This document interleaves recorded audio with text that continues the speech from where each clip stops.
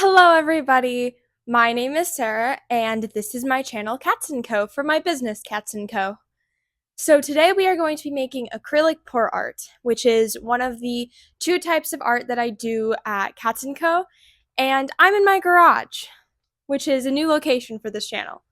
Because pour art, if you don't know, is very messy. So I'm in paint clothes, I'm in my garage with the tarp on the floor, and I am ready to get to work. So over here is basically where my stuff is. I mix everything in paper cups, and here is all my paint. I know I have a lot of paint. So, and then I have my canvases and stuff. So basically what I'm going to be doing is I'm going to be taking you along the process of making art, and I'm going to give you on off to future Sarah for the narration for this next part of the video. Woo! Hello everybody, future Sarah here. So today, not even today, back in the day when I filmed this video, like 2 weeks ago, I just first started out by getting all my paints out because I have a bunch of paints, and that was the moment when I realized, oh, I don't have any white paint. So no white paint was used in the making of any paintings that I made during this set of making pour art and stuff. So this is the third time I'm trying to record this voiceover because I am on vacation and my mom keeps walking in. So you keep being able to hear the door open, which is not very good.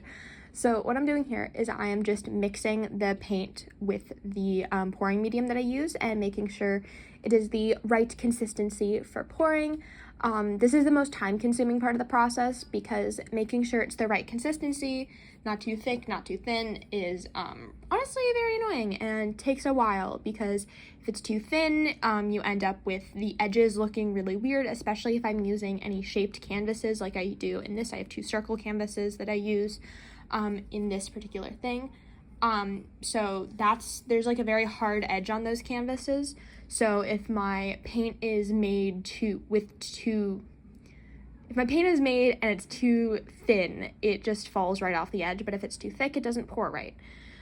So now we're moving on to pouring the paint onto the canvas. And this is my favorite technique that I use. I honestly have no idea what it's called because, frankly, pour art in my brain is just finger painting for adults.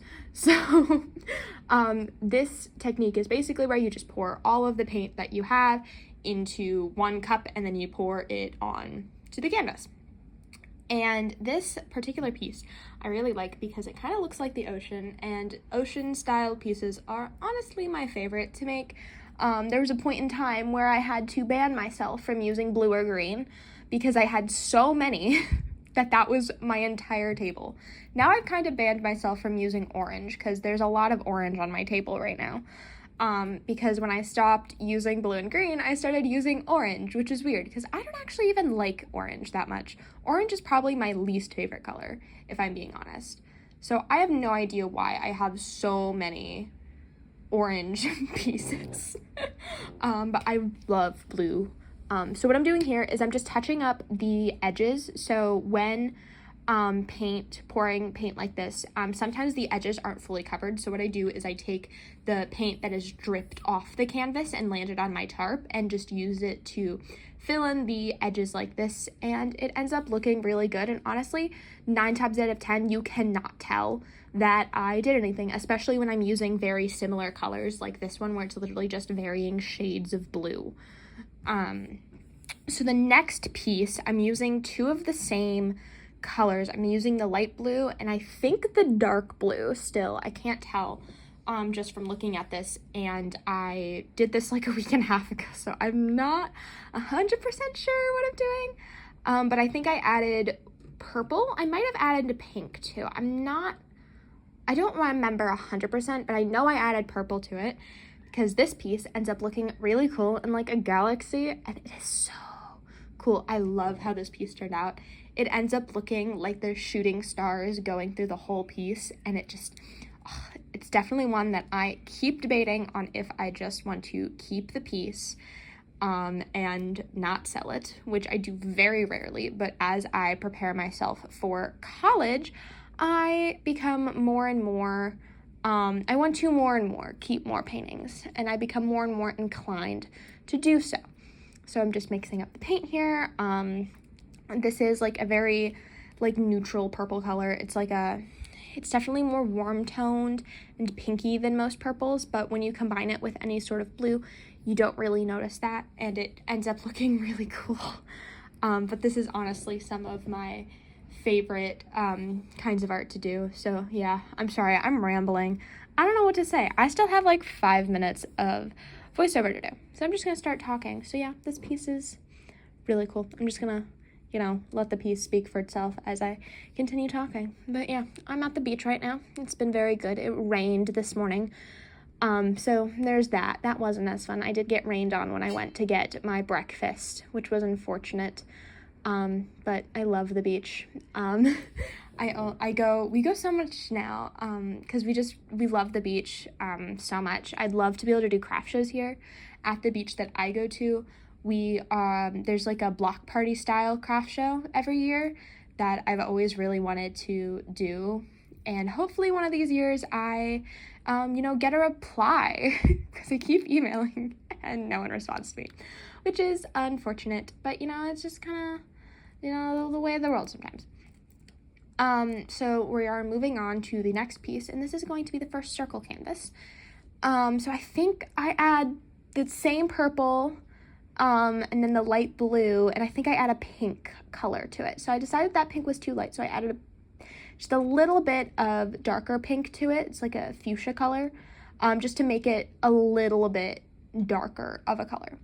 But otherwise, I'm just right in this particular video using colors straight from the tube, because at this point I have so many straight from the tube colors that I honestly don't even have to mix too often to get the shades that I want, especially when I'm working like I did in this one with a limited palette. I kind of gave myself a rule. I could only add like 1 to 2 shades per thing, and I have to reuse colors that I used in my last one, which is actually a very fun experiment, and I ended up with pieces that look very different from each other. I think the biggest difference is this piece to the next piece that I do. It turned out very different, and I thought it looked really cool. So here's the first circle canvas. So circle canvases are really cool. I always think they look like planets, and this one is no exception. So yeah, I will just let the painting speak for itself again. But yeah, if you like this type of art, let me know in the comments. Oh yeah, I forgot that happened. Where it just fell. But you can really see how it looks like a planet right here. And then what I do with this one is I decided it needed more, so I just kind of flicked my hands at it a little bit. Yeah, just like that. Like I said, this is finger painting, but for adults. It's really just pure vibes, frankly, and this whole video is just like, what if I do this? And I do, and 9 times out of 10 it looks pretty cool, at least in my opinion. This art is very abstract. Everyone sees something a little bit different in it, and that's one of my favorite things about pour art, is getting to talk to people at craft shows and seeing what they think things look like. Because there's things that I think certain paintings look like, and other people completely disagree with me, and it is one of the most interesting things to me. It's just seeing how people perceive the world differently through art, and the candles are another great example of how people definitely perceive things differently. Honeysuckle jasmine is my favorite example of this. A lot of people think it's very nostalgic and think it smells like summer. I think it smells like sunscreen, which I guess makes me think it smells like summer too, but definitely a different kind of summer. Every time I smell honeysuckle jasmine, I'm always like, it smells like I'm putting on sunscreen getting ready to go to an amusement park. But a lot of people are like, this smells like the woods, like walking in my woods growing up. So I don't know, it's a very interesting thing. I'm gonna go back on topic to the art now though.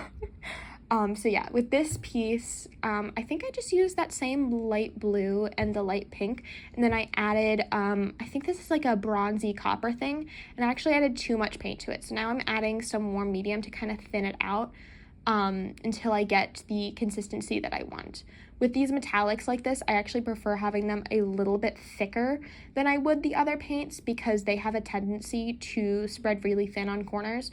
So I end up making it a little thicker than I would normally. So yeah, this one, actually, I think this one's one of my favorite. I love these. I think this is my favorite batch I've done in a long time of pour art, but I definitely think that this specific piece ends up taking the cake for my actual favorite one. Because I love how it ends up turning out after this one. It doesn't look exactly like how it looks when it's done. It looks a little different, but it still looks absolutely amazing. So this next piece is literally just the like remnants of the different paints that I had that I used to kind of, you know, use them up so I didn't waste anything. So I normally like to do this with smaller canvases, but I had enough that I could do it on, I think this is an 8x8 canvas. So it was very fun to do. I enjoyed doing it a lot because you got to have, you know, there wasn't really a plan involved and it looks really cool. I always think not having a plan with art and you end up with some of the coolest things you can think of. But yeah, I'm going to let future Sarah take it away with the finished product. So yeah, have fun. Okay, so I'm going to show you guys the finished products of the paintings that I made, and I'm going to go in the order that I made them. So this is the finished product for the first one that I made. You can kind of see how it has these like streaks in it that just honestly look really cool, and I really like all of the art that I made today. And I'm just going to pick an orientation, clean up that a little bit.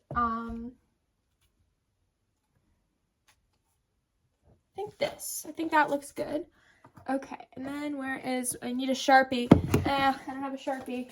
Sharpie acquired. It's gold, I would rather silver, but it's a Sharpie. Then I'm just gonna hold it up to the light to see if any light shines through the back before I sign it. Because I have had some problems with when I sign artwork, it shows through. So I'm just going to test really quick. Okay. And then I always put the date that I made it as well. So I made it on the 2nd. So yeah, there's my signature. It's on the back. So I signed them all. So there's the first one I made. And here is the second one I made. You can see it also has that cool design of like different, I don't even know how it managed to do that, but this literally looks like a galaxy, and I am so proud of this one. I don't know how it came out like this, and honestly, you're just gonna hear me say that a lot, because the thing with pour art is it looks different every single time you make it. So again, do my light test, and then sign. So yeah, I really like this one. I might end up keeping a few of these actually, because I am collecting my art for college now. So I don't know how many of these are going to make it actually to the sales floor, but we'll see.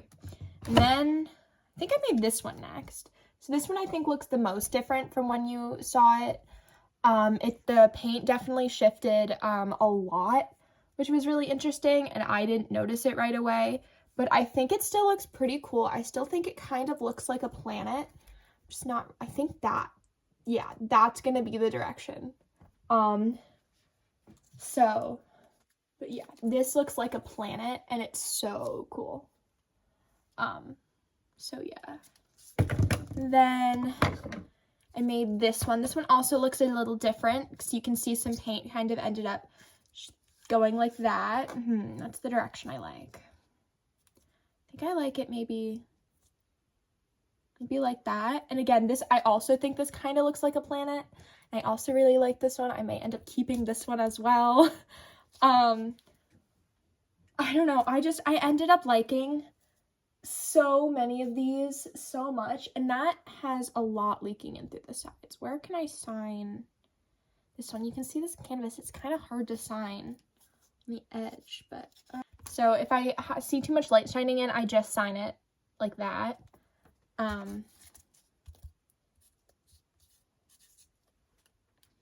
So that one, and this is one that I literally made this with the scraps.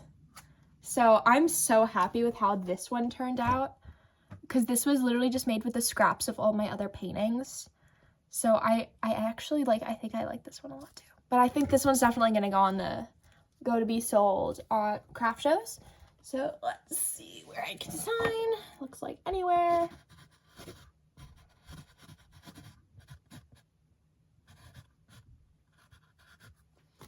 Okay, so those are, ooh, this has fallen at some point.